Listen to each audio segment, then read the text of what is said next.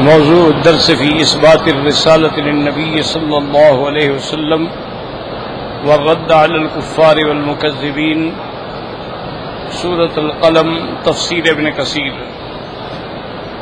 الحمد لله رب العالمين، والصلاة والسلام على أشرف الأنبياء وسيد المرسلين سيدنا محمد وعلى آله وأصحابه أجمعين۔ اللهم صل على سيدنا محمد وعلى آل سيدنا محمد كما صليت على إبراهيم وعلى آل إبراهيم في العالمين إنك حميد مجيد۔ أعوذ بالله من الشيطان الرجيم، بسم الله الرحمن الرحيم۔ نون والقلم وما يسطرون۔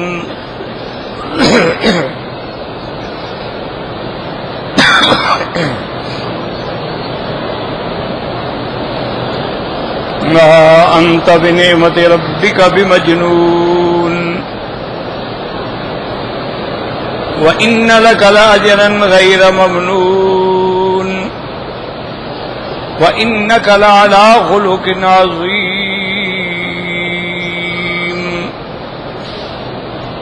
فستبصر ويبصرون بأيكم المفتون،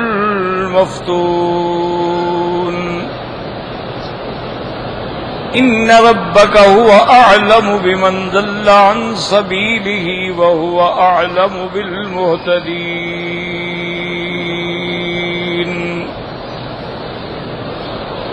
اللہ تبارک و تعالی نے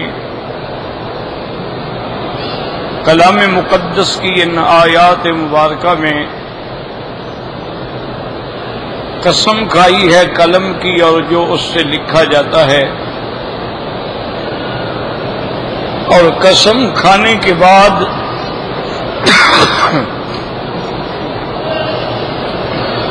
اللہ نے رد فرمایا مشرکین کا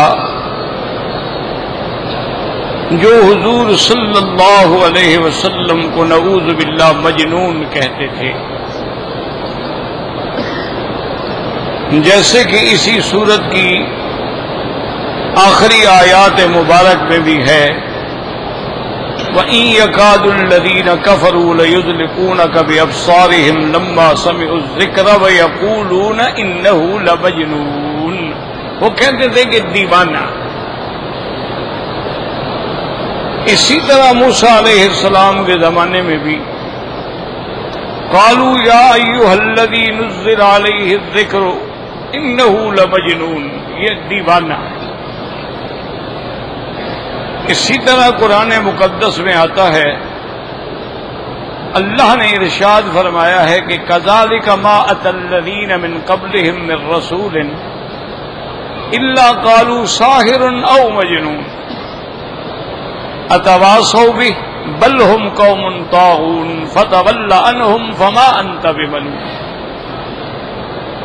اللہ نے فرمایا کہ ان سے پہلے بھی جتنے کافر گزرے ہیں، مشرک گزرے ہیں، ان سب کا بھی یہی عالم تھا کہ جب پیغمبر آیا کہتے دیوانہ ہے، یا کہتے نعوذ باللہ جادوگر ہے۔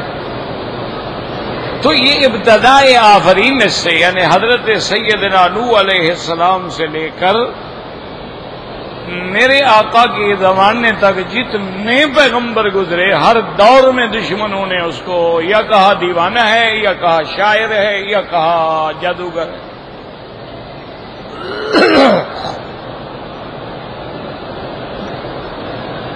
اور حضور صلی اللہ علیہ وسلم کو بھی یہی کہا گیا۔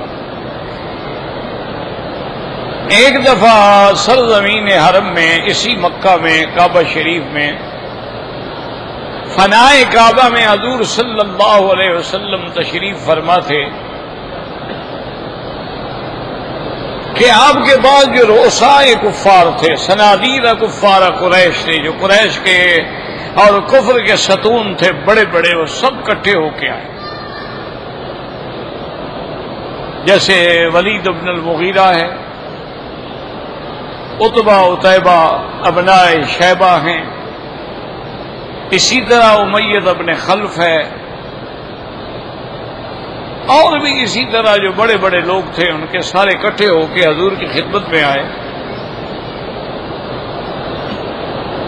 اور انہوں نے مخاطب کیا حضور صلی اللہ علیہ وسلم کو کہ یا محمد صلی اللہ علیہ وسلم ہم آپ سے بات کرنا چاہتے ہیں۔ حضور نے فرمایا بالکل ٹھیک ہے، اسی لیے تو میں بھی بات کرنا چاہتا ہوں۔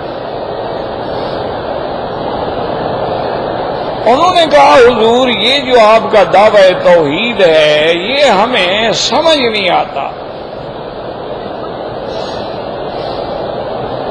ہمارے آبا اجداد دادا پردادا جتنے لوگ بھی تھے سب کے سب ان آلیہ کو، ان بتوں کی عبادت کرتے تھے، ان کو اللہ کا مقرب مانتے تھے، اللہ کے ساتھ وسیلہ مانتے تھے، ذریعہ مانتے تھے، اور ان کے یہی عقائد تھے کہ بھی ہم ان کو جب راضی کر لیں گے تو اللہ راضی ہو جائے گا۔ لیکن آپ نے آ کر تو سارا ہمارا نظام ہی الٹ دیا ہے کہ اجعل الآلہۃ الہا واحدا ان ھذا لشیء عجاب۔ آپ کہتی ہیں کہ ایک خدا ہے، ایک ہی الہ ہے، ایک ہی معبود برحق ہے، اور یہ سارے باطل ہیں۔ یہ عجیب بات ہے، ہمیں سمجھ نہیں آتی۔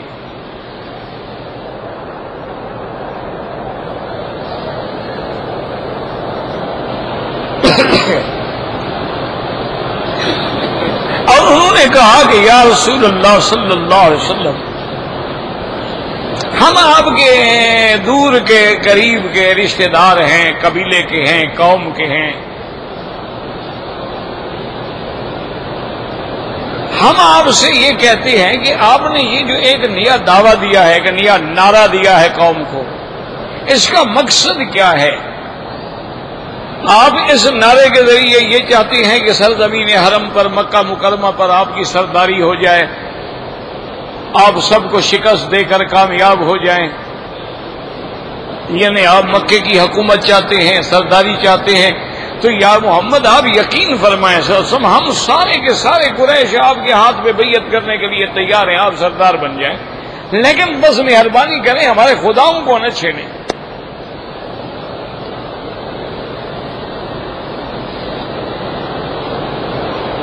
اور اگر آپ کا یہ مقصد نہیں ہے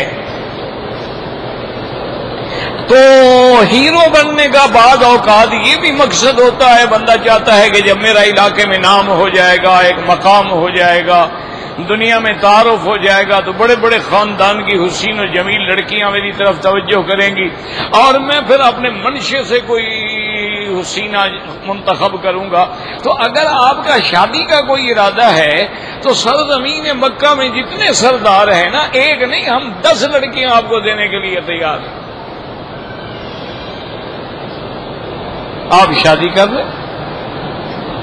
آپ بنو ہاشم سے ہیں، عبد المطلب کے پوتے ہیں، آپ کوئی چھوٹے خاندان کے آدمی تو نہیں ہے کہ ہمیں آپ سے رشتہ داری کرنے میں کوئی بٹا لگ جائے گا۔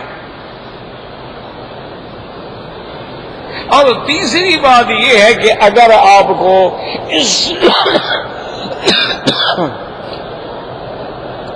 نعرے کے ذریعے دولت حاصل کرنے کا خیال ہے تو ہم تمام مکے کے جتنے بڑے بڑے سردار ہیں ساری اپنی دولت آپ کو دے دیتے ہیں۔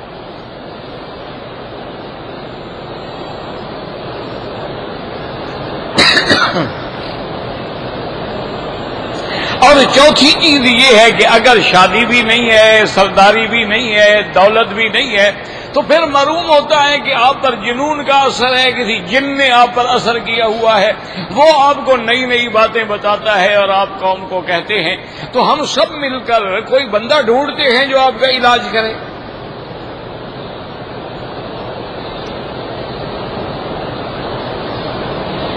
جب انہوں نے بات ختم کی تو حضور نے فرمایا کہ سرداران قریش اب تم لوگوں نے اپنی بات ختم کر لی؟ انہوں نے کہا جی ہاں ختم کر لی۔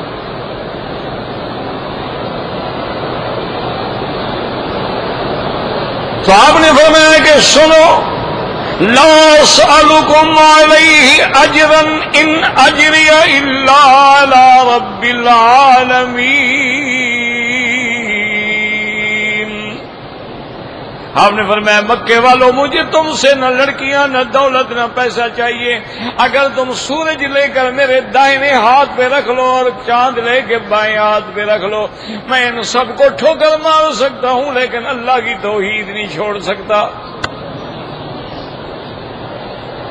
کیونکہ مجھے اللہ نے بھیجا ہے، اللہ تبارک و تعالیٰ نے مجھے نذیر بنا کے بھیجا اور اسی نے مجھے حکم دیا ہے کہ وَأَنذِرْ عَشِيرَتَكَ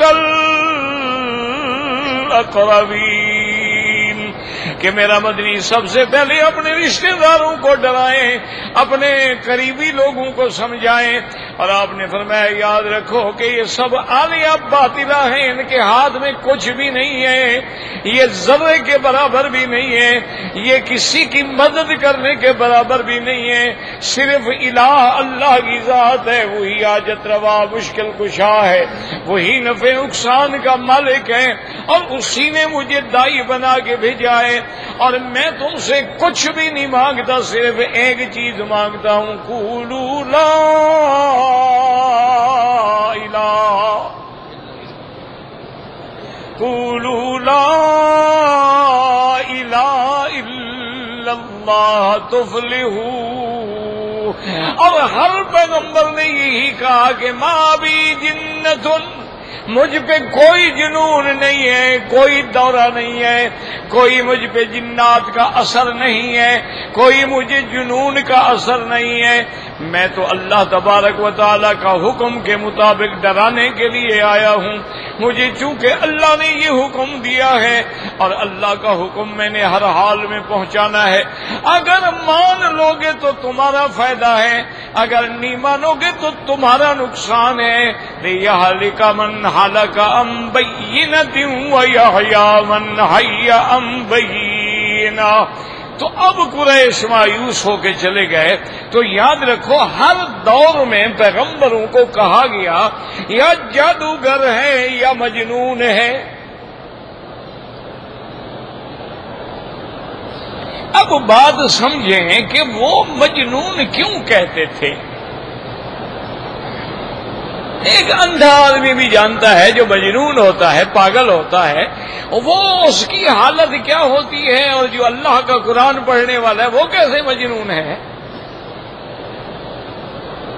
اور مجنون جو ہیں وہ تو بالکل اپنے عقل و خرد سے فارغ ہوتے ہیں، انہیں تو اپنے کپڑے کا ہوش نہیں ہوتا، کھانے کا ہوش نہیں ہوتا، پینے کا ہوش نہیں ہوتا، ان کی کوئی عقل کام نہیں کرتی، وہ کبھی گلیوں میں گھومتے ہیں، کبھی کسی کو پتھر مارتے ہیں، کبھی کسی کے پیچھے دوڑ پڑتے ہیں، اور وہ آدمی جو غار سے اترا اور پوری کائنات کو پڑھا دیا ہے وہ کیسے مجنون ہے۔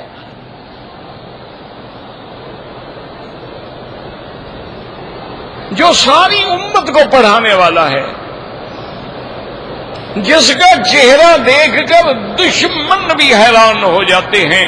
صحیح روایات میں آثار میں موجود ہے کہ سرزمین مکہ میں ایک قبیلے کا سردار آیا، ابو جہل کا وہ دوست تھا، ابو جہل کا ہی مہمان تھا۔ تو ابھی جہل نے اس سے کہا کہ دیکھو بات یہ ہے کہ تم میرے دوست ہو، ساتھی ہو، مکے میں آئے، عمرہ کرو، طواف کرو، عبادت کرو، لیکن ایک بات کا خیال رکھنا کہ یہاں ایک شخص ہے جس کا نام محمد رسول اللہ ہے، اس نے نبوت اور رسالت کا دعویٰ کیا، اس کے قریب نہ جانا۔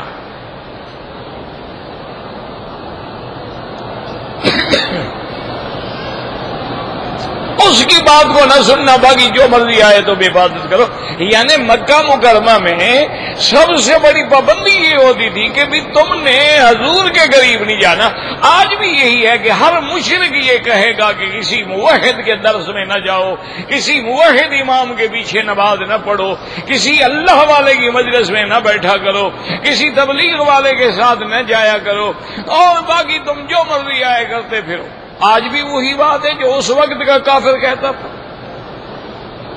کوئی نئی بات تو نہیں ہو رہی ہے۔ اچھا، خدا کی شان ہے کہ جس کو کسی بات سے روکا جائے نا تو دل میں تمنا تو ہوتی یار کیوں روک رہے ہیں، اس کے دل میں بھی خیال آیا کہ بھئی میں سردار ہوں قبیلے کا، میں کوئی چھوٹا بچہ ہوں کہ مجھے کوئی بے وقوف بنا لے گا؟ ہی ابھی جہل بھی عجیب آدمی ہے، اس نے خود پوچھنا شروع کر دیا ہے نا محمد صلی اللہ علیہ وسلم. اس نے جو طواف میں لوگ سے پوچھا کہ محمد مصطفیٰ کو جانتے ہو؟ ایک آدمی نے کہا وہ سامنے بیٹھے ہیں محمد الرسول اللہ صلی اللہ علیہ وعلی آلہ وصحابہ وسلم تسلیما کثیرا کثیرا. اللہ کے کروڑوں صلاۃ و سلام. اب وہ سردار کہتا ہے میں نے ہر چیز چھوڑ دی، میں وہاں سے چلا، میں نے دیکھا کہ حضور بیٹھے ہوئے ہیں، اللہ کے ذکر میں مشغول ہیں. وہ سامنے آ کے کھڑا ہو گیا اور ٹک ٹکی لگا کے حضور کے چہرے مبارک پہ نظر ڈال لی. دیکھتا رہا دیکھتا رہا دیکھتا رہا، کچھ دیر کے بعد قریب گیا اور اس کے بعد کہنے لگا کہ اب صدیہ دکا یا محمد، ہاتھ بڑھائیں، مجھے کلمہ پڑھائیں، میں اسلام لانا چاہتا ہوں.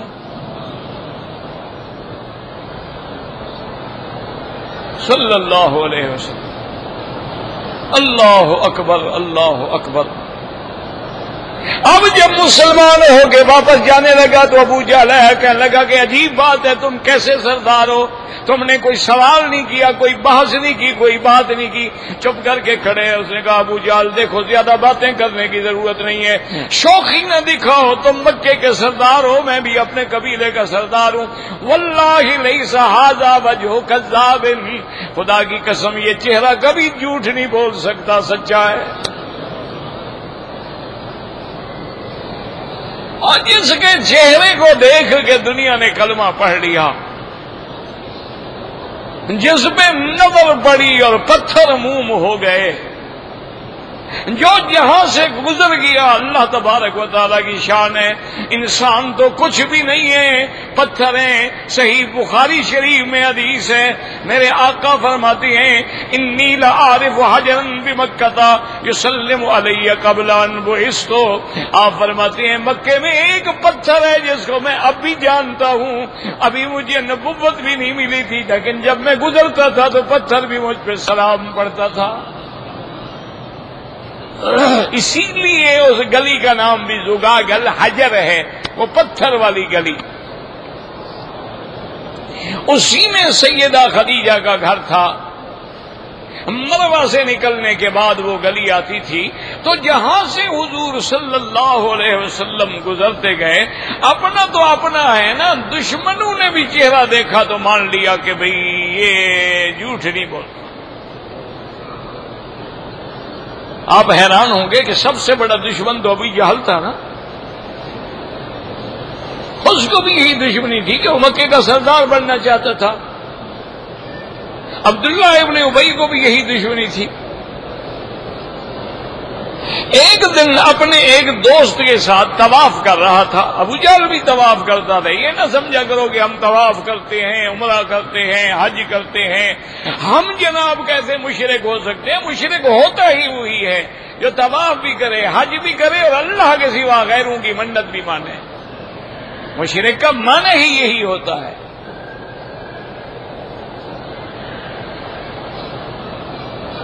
حج بھی کر رہا ہے ماشاءاللہ، عمرے بھی کر رہا ہے، مینا میں بکریاں بھی ذبح کر رہا ہے اور قبروں پہ اٹے گھٹے بھی ذبح کر رہا ہے. یہی تو مشرک ہوتا ہے، اور مشرک کے کوئی دم ہوتی ہے،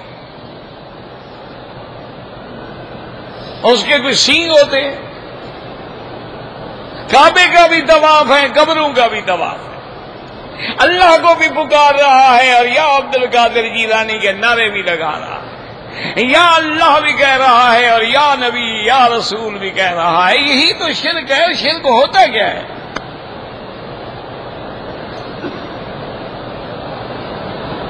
اب وہ طواف کر رہا ہے ابو جہل کے ساتھ. ابھی جہل جو ہے نا، یہ تو اس کی جہالت، اصل تو اس کا نام عمرو بن ہشام تھا اور اس کی کنیت ابو الحکم تھی. یعنی وہ فیصلے کرنے میں اتنا بڑا آدمی تھا کہ وہ فیصلے کا باپ سمجھا جاتا تھا. یہ تو مسلمان اس کو کہتے ہیں نا ابھی جہل. تو طواف کرتے ہوئے اس سردار نے پوچھا، اس نے کہا کہ عمرو بن ہشام ایک بات تو بتاؤ، اس نے کہا کیا؟ اس نے کہا میں نے سنا ہے کہ وہ عیسیٰ محمد صلی اللہ علیہ وسلم سرزمین مکہ میں ایک نبی پیدا ہوا ہے جس کا نام محمد الرسول اللہ ہے، حل تعریف ہوا، آپ جانتے ہوں گا؟ عجیب بات ہے، ہم نہیں جانتے تو اور کون جانتا ہے یار؟ ہم قریش ہیں، وہ بنو ہاشم سے ہیں، اصل قبیلہ تو قریش ہے نا، بنو ہاشم شاخ ہے، یاد رکھو کرو، سید قوم نہیں ہوتی، اصل قوم جو ہے وہ قریش ہے، آگے قریش کی شاخیں ہیں، یہ بنی ہاشم ہیں۔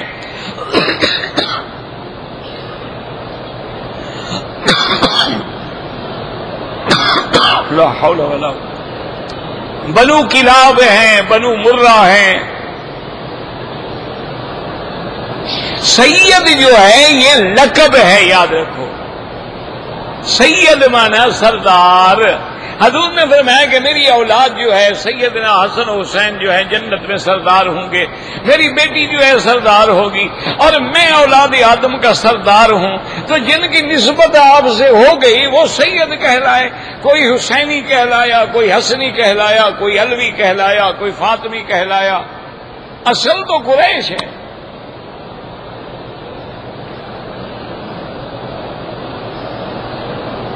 اس نے کہا، ابھی جہل نے اس نے کہا کہ میں نہیں جانتا تو کون جانتا؟ اچھا، اس نے کہا دیکھو سیدھی بات کرو، مجھے ایک بات بتاؤ کہ حل انہ صادق، وہ اپنے دعوی نبوت میں سچا ہے؟ ابو جہل نے ادھر ادھر دیکھا بھی، تو سن تو نہیں رہا، تو دیکھا کہ کوئی قریب نہیں ہے، کہنے لگا بات یہ ہے کہ اللہ کا کعبہ ہے، طواف کر رہے ہیں، میں جھوٹ نہیں بولتا، ہے تو سچا۔ دیکھو نا، ابو جہل بھی مکے میں جھوٹ نہیں بولتا، ہمارا حاجی بولتا ہے سبحان اللہ۔ یہ نرالی قوم ہے بھائی، مکے والے جھوٹ نہیں بولتے تھے، کافر جھوٹ نہیں بولتے تھے کہ کعبے میں جھوٹ بولے، اللہ کے گھر میں جھوٹ بولے۔ اور اس نے کہا دیکھو بات سنو، اگر سچی بات پوچھتے ہو انہ صادق، وہ سچا ہے۔ اس نے کہا دیکھو سچا ہے ایسے کہہ دینا، تمہارے پاس کیا دلیل ہے کہ وہ سچا ہے؟ دیکھو ابو جہل نے کیسے بات کی ہے، قریشی تو تھا نا۔ اس لیے ہمارے ایک بزرگ تھے، فوت ہو گئے، بہت بڑے عالم تھے، بہت بڑے ماشاءاللہ مجاہد تھے، خطیب تھے۔ وہ ہمیشہ کہتے تھے مکی صاحب بس بات یہ ہے کہ اگر کفر ہو تو پھر ابو جہل کا ہو، اور ایمان ہو تو صدیق کا ہو، یہ آدھا تیتر آدھا بٹیرا خدا کو پسند نہیں ہے۔ وہ کہتے کافر ہو تو پھر ابو جہل تو بناؤ، پھر جہنم میں تو کوئی مقام ہو نا، وہاں تو کوئی سیٹ ملے نا۔ یہ کیا ہے کہ بھی اللہ کے آگے بھی سجدہ کر لیا، اور قبر شریف پہ بھی سجدہ کر لیا، حجر اسود کو بھی ماشاءاللہ چوم لیا، اور مزار شریف کو بھی چوم لیا، یہ پتہ نہیں کون سی مسلمان ہے۔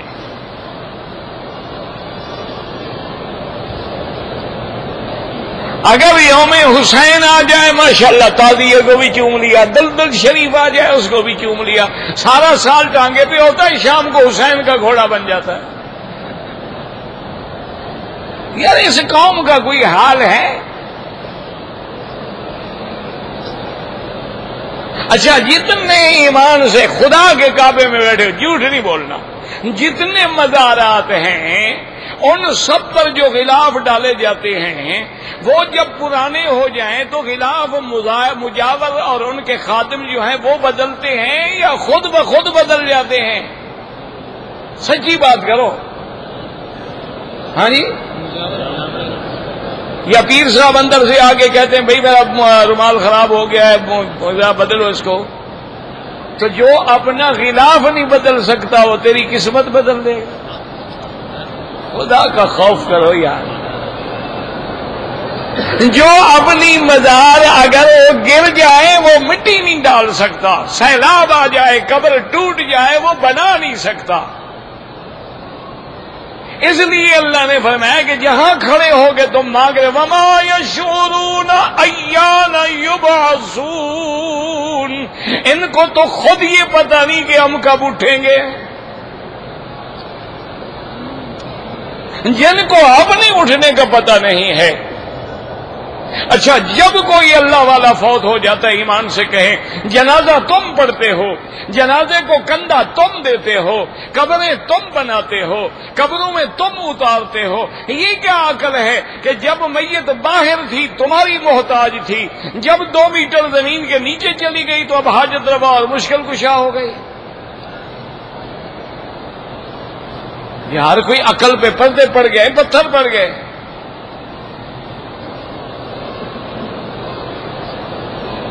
اب دیکھو دلیل، دیکھو ابھی جہل بدبخت کی۔ اس نے پوچھا کہ کیسے جانتے ہو کہ وہ سچا ہے؟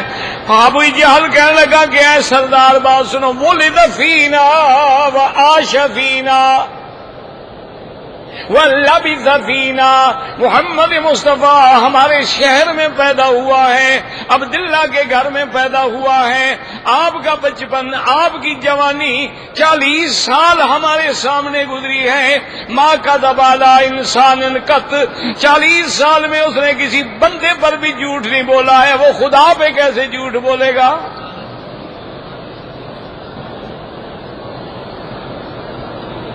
دیکھو ابو جہل ہے لیکن بات کیسے کر رہا ہے۔ تم بھی حضور کی باتوں کو مانتے ہو؟ نہیں، مقصد ہے دیکھو آپس میں بیٹھے ہیں، بھائی ہیں، میں کوئی مولوی پیر تھوڑا ہوں، بزرگ تھوڑا ہوں، میں تمہارا بھائی ہوں، بس ایک طالب العلم ہوں، تمہارا ساتھی ہوں، کوئی بزرگ نہیں، نہ پیر نہ بزرگ نہ سید نہ قریشی نہ ہاشمی، چور قوم بلوچ قوم کا ایک ادنا سا بندہ۔ ساری برادری ماشاءاللہ میری یا جیل میں ہوتی ہے یا چوری میں ہوتی ہے، کوئی میرے جیسا بگڑا تگڑا مولوی بن گیا، وہ سارے حیران ہوتے ہیں۔ ہمارے قوم میں تو کوئی اذان دے نا تعزیت کرنے کے لیے آتے ہیں، سائیں کی بلا سردار دا پتر تھی کہ آج ملا بڑا کھڑے، بڑا افسوس ہے کہ بلا، بڑا افسوس ہے، سردار تو نہ بڑھیا نہ صحیح، وڈیرا تو نہ بڑھیا، گودا تو نہ بڑھیا نا، ملا بڑھ گیا۔ تو اس لیے آپ جو ہے نا دیکھیں، سچی بات کیا کریں کہ آپ سب ہم دعویٰ کرتے ہیں ہماری حضور پہ جان قربان، اولاد قربان، مال قربان، کملی والے کے حکم پہ ہماری ہر چیز قربان ہے، حضور کے نام پر ہم جان دے سکتے ہیں لیکن داڑھی نہیں رکھ سکتے۔ کیا خیال ہے آپ کا کہ سب کچھ آپ کا ہے لیکن بلبل بھتیجے کی ہے؟ یا رسول اللہ ہم تیرے عاشق ہیں لیکن داڑھی کلین شیو کر کے اور کافروں کی شکل بنا کے تیرے روضے پہ آتے ہیں، اور وہی اسی حالت میں کھڑے ہو کے سوٹ پہن کے، 3 پیس سوٹ پہن کے، ٹائیاں لگا کے آتے ہیں اور کہتے ہیں الصلاۃ والسلام علیک یا رسول اللہ۔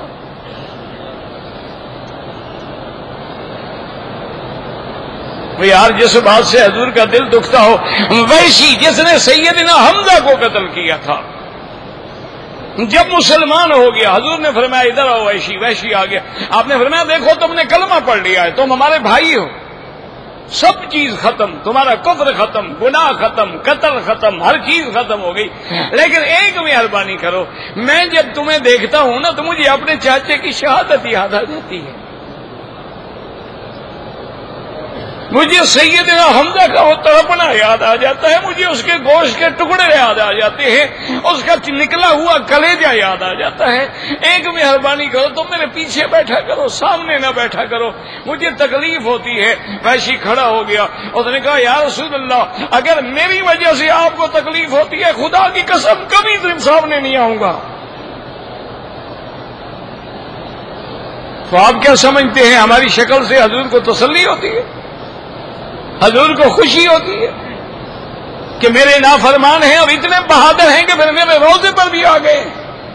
بیرون درج کر دی کہ درون خانہ آئی، وہاں زمینیں چیختی ہوں گی کہ باہر تم کیا کر رہے تھے کہ اندر بھی آ گئے ہو۔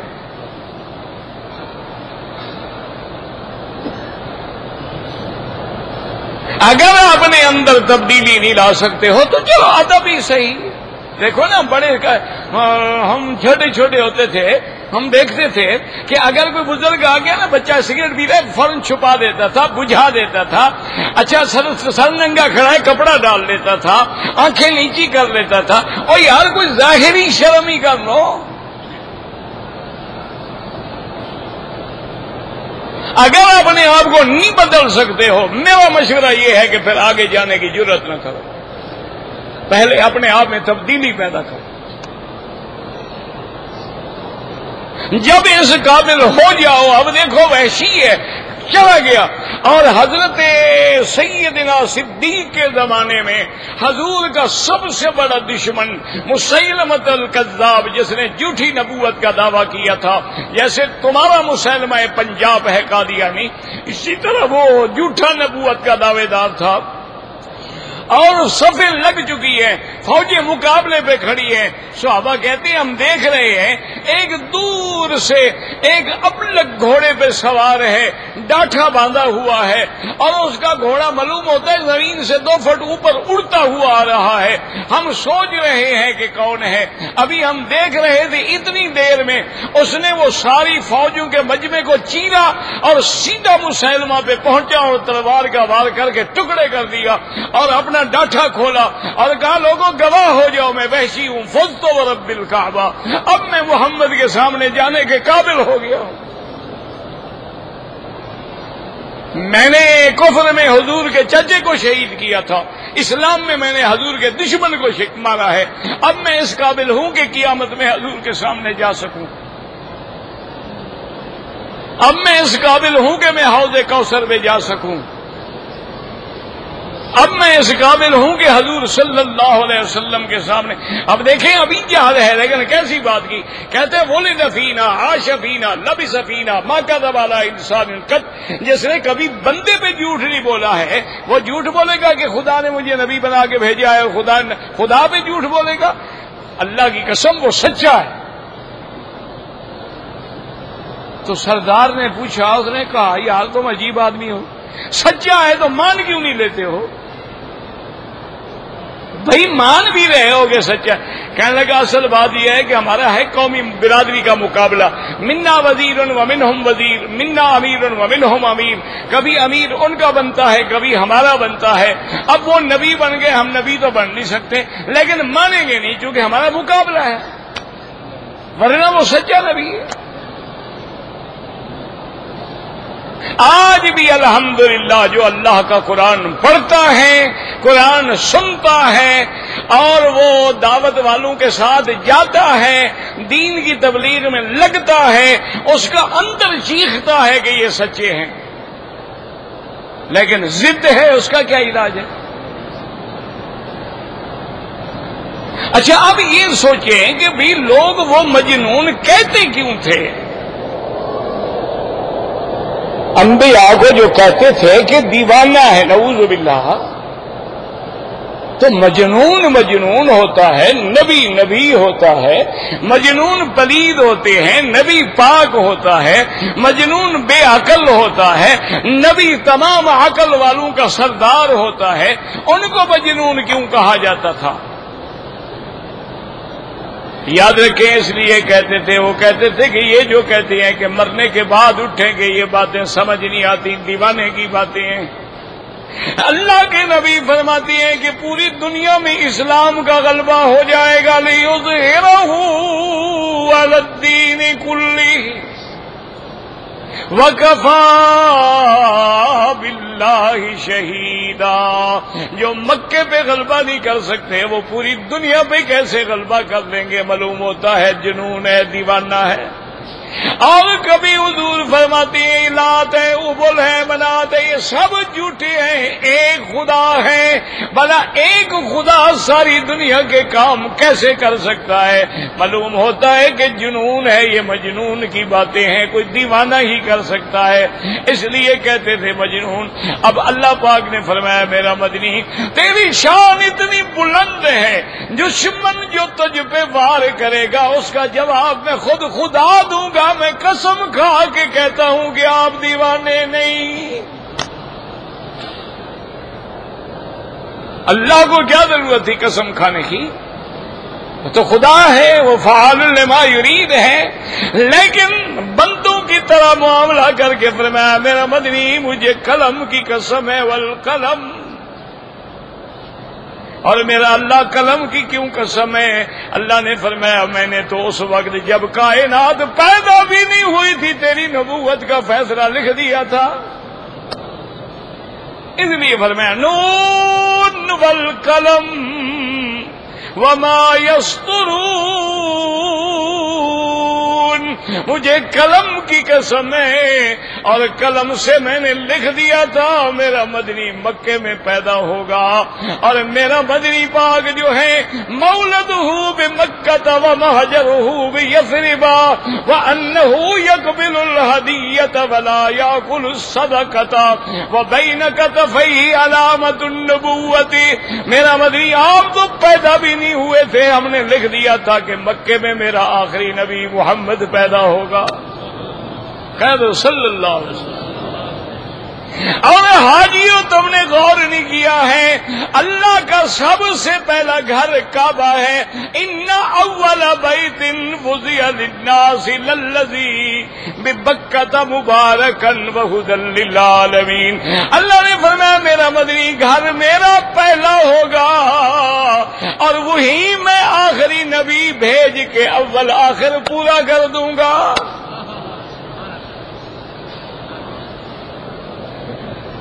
یہ تو ہم پہلے فیصلہ کر چکے ہیں، نون والقلم وما یسطرون ما انت بنعمت ربک بمجنون۔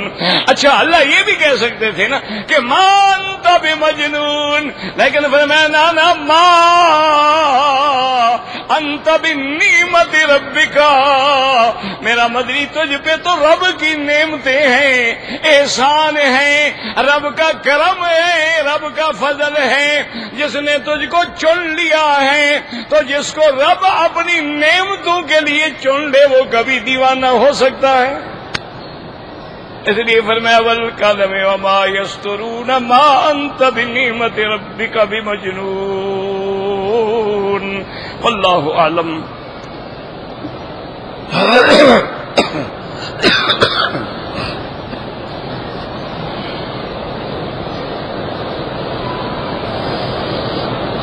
میرا بھائی اگر پلاٹ ہے یا گاڑی ہے قسطوں پہ دیتا ہے تو مہنگی ہوتی ہے، وہ جائز ہے، کوئی منع نہیں۔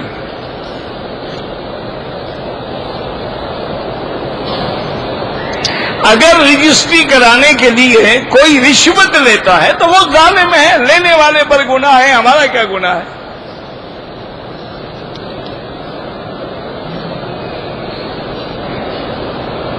ایک آدمی نے اپنے ماں باپ بھائی سب کو اکٹھا کر کے اپنی بیوی کو سب کے سامنے 3 طلاق دی ہے، سب سامنے نہ بھی ہوتے تب بھی طلاق ہو جاتی ہے، اب تو اور پکا کام ہو گیا، سارا خاندان گواہ ہے۔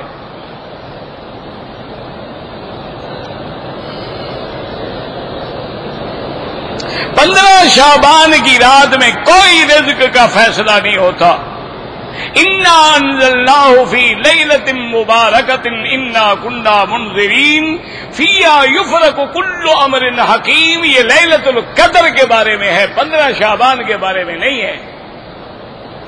لیکن لوگوں نے بنا لیا ہے ماشاءاللہ جی، آج کل تو لیلۃ القدر کو کوئی جاگے نہ جاگے 15 شعبان کو حلوہ ضرور پکانا ہے۔ اچھا پتہ نہیں یہ مولویوں کو یہ حلوے کی بد مصیبت کہاں سے آ گئی۔ اچھا انہوں نے حدیث بھی بنائی ہوئی کہ حضور کو حلوہ پسند ہو، اللہ کے بندے وہ حلوہ نہیں، حضور کو میٹھا پسند تھا۔ یہ جو تمہارا حلوہ شریف ہے نا جس میں باقاعدہ گھی شریف ہوتا ہے اور پتہ نہیں کیا کیا بلائیں ہوتی ہیں، ڈرائی فروٹ ہوتے ہیں، یہ حلوہ مبارک صرف تمہارے لیے ہے تاکہ اچھی طرح پلستر ہو جائے اور حق بات نکلے ہی نہ۔ حضور کو تو میٹھی چیز پسند تھی، اللہ کے نبی نے تو کبھی حلوہ نہیں کھایا، تو کھجوریں پیٹ بھر کے نہیں ملتی تھیں تو حلوہ کہاں بنتا تھا؟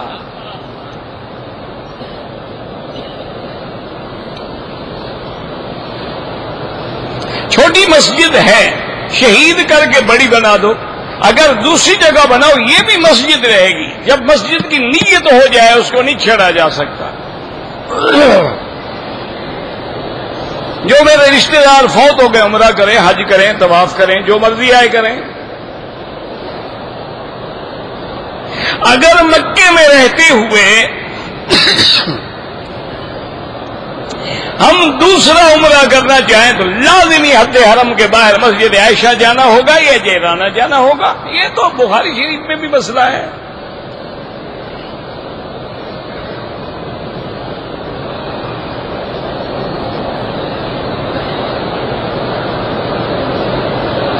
بہرحال کوئی گروہ اگر لوٹ رہا ہے تو ہم کیا کر سکتے ہیں؟ اللہ بچائے مسلمانوں کو ایسے لوگوں سے.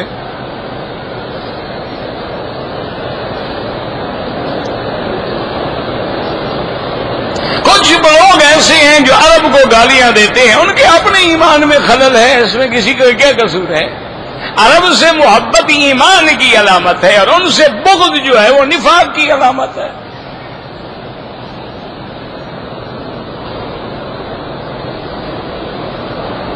اگر ایک آدمی قبرستان میں ملازم ہے، وہاں سے تنخواہ ملتی ہے، بالکل جائز ہے، پر نوکری کر رہا ہے، کام کرتا ہے.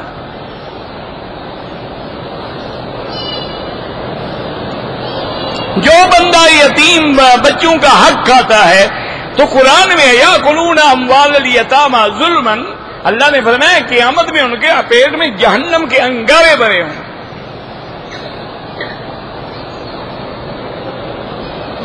ایک دن میں آدمی جتنے مرضی آئے عمرے کرے، لیکن افضل یہ ہے کہ وقفہ کر کے عمرہ کرو، ورنہ تو روز بھی کر سکتے ہو. لیکن افضل یہ ہوتا ہے کہ بال نکل آئے پھر عمرہ کرو تاکہ اس طرح پھرواؤ. طواف کرتے ہوئے موبائل فون وغیرہ بالکل بند کر دیا کریں.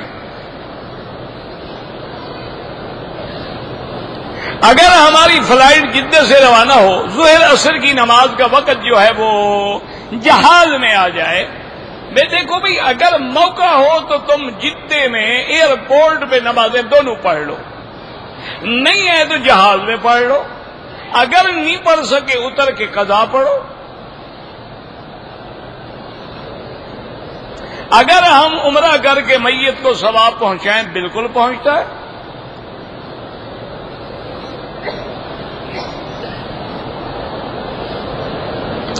پتلون ہو یا پاجامہ ہو، ٹخنے سے اوپر ہو، ورنہ اللہ کے نبی نے اس کے لیے جہنم کی وعید لکھی ہے.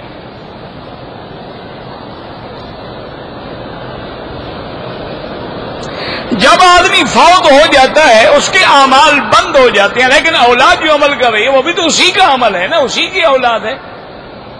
ولد صالح یدعو لہ یا علم ینتفع بہ، کسی کو علم پڑھا گیا، اب یہ کتاب لکھی تو اب حافظ ابن کثیر قیامت تک رحمتیں پہنچ رہی ہیں.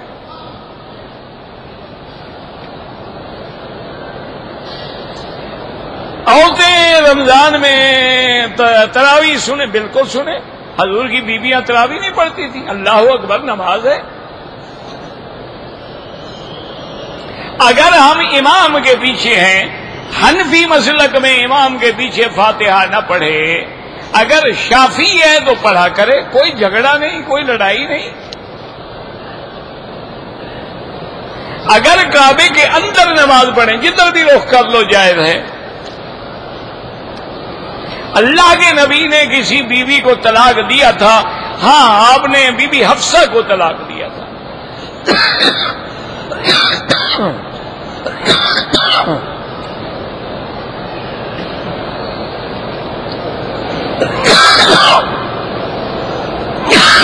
لا حول ولا قوة. ایک تو آپ دعا بھی نہیں کرتے بھی اللہ صحت دے.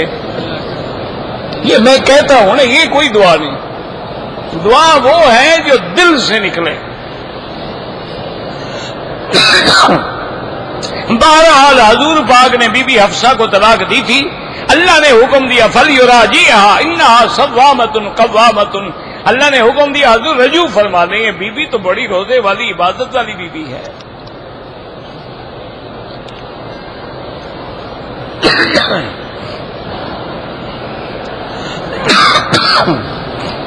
داڑھی رکھنا سنت نہیں، واجب ہے. اور بار بار کٹانا گناہ کبیرہ ہے، نہ رکھنا حضور کے مخالفوں کی سنت ہے۔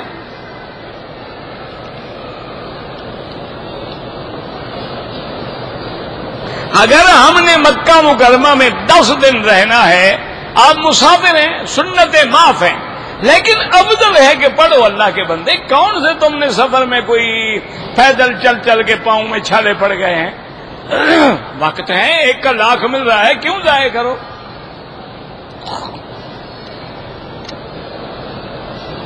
اگر سفید لباس پہن کے عورت عمرہ کرے کوئی حرج نہیں، لیکن عورت کے لیے سفید کپڑا حضور نے پسند نہیں فرمایا ہے۔ آپ نے فرمایا مردوں کے لیے سفید، عورتوں کے لیے رنگین کپڑا ہو۔ باقی بابا سب کو جو مرضی آئے پہنو۔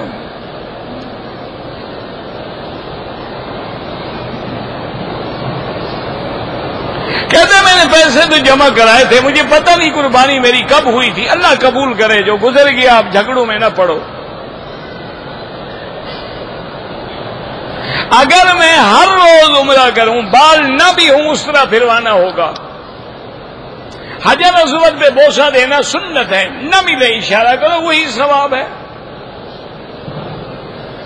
احرام کی حالت میں خانہ کعبہ کو چھونا نہیں چاہیے، اس لیے کہ عطر لگا ہوتا ہے۔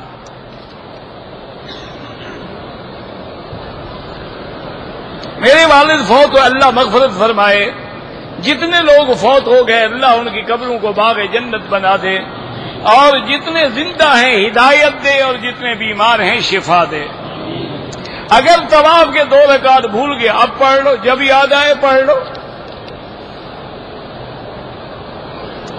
اگر کسی آدمی نے جو 4-5 طواف اکٹھے کر لیے، بعد میں 2 رکعت پڑھ لے، بھول گیا اندازے سے پڑھ لے، 2 رکعت زیادہ پڑھ لے، کیا ہو جائے گا؟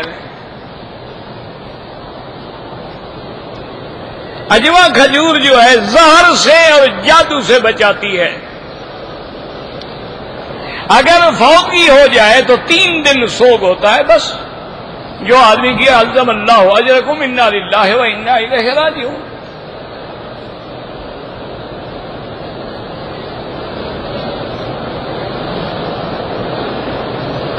عمرے کے لیے جب آئے ہیں بھائی 15 دن قیام ہے، مسافر نہیں ہو، نہیں تو مسافر ہو، بات ختم۔ قرآن پاک میں جو سجدہ تلاوت ہے اسی وقت دینا چاہیے، نہ دے تو بعد میں دے۔ نماز میں اگر چھینک آ جائے الحمدللہ نہیں کہنا چاہیے۔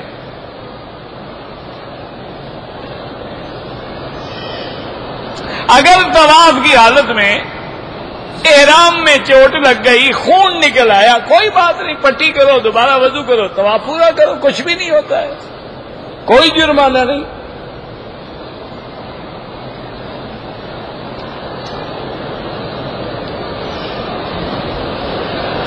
اگر سر منڈوانے سے احرام کی پابندی سے نکل جاتا ہے، جب تک سر نہیں منڈاؤ گے احرام کی پابندی ہے، تمہاری مرضی جب تک۔ جب ہم صلاۃ و سلام پڑھتے ہیں تو سامنے کھڑے ہو کے پڑھتے ہیں نا، زندگی میں تو یا رسول اللہ کہنا منع نہیں ہے نا، غائبانہ منع ہے۔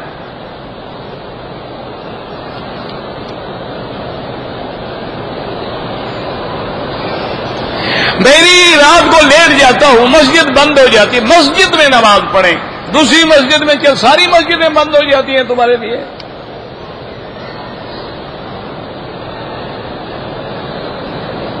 طواف زیادہ طواف کریں، عمرے سے زیادہ طواف افضل ہے۔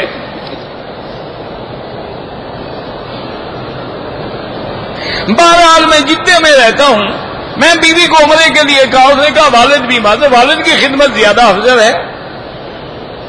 اللہ کے تمام پیغمبر اپنی قبروں میں زندہ ہیں۔ حنفی مسلک میں عصر کی نماز میں بھی امام کے پیچھے آپ نہیں پڑھ سکتے، عورتیں مسجد میں نماز پڑھ سکتی ہیں، بالکل پڑھ سکتی ہیں۔ میری چچا کی بیٹی نے، بھائی جس نے دودھ پیا ہے اس کی ماں ہو گئی، باقی کی تو ماں نہیں بنی نا، یہ پہلے بھی پوچھ چکے ہو، بس بلا وجہ۔ جب آپ صلاۃ و سلام مواجہ شریف میں پڑھیں گے تو وہاں کہیں گے الصلاۃ والسلام علیک یا رسول اللہ. دور سے پڑھیں گے تو درود پڑھیں گے، وہ اللہ فرشتوں کے ذریعے پہنچائیں گے.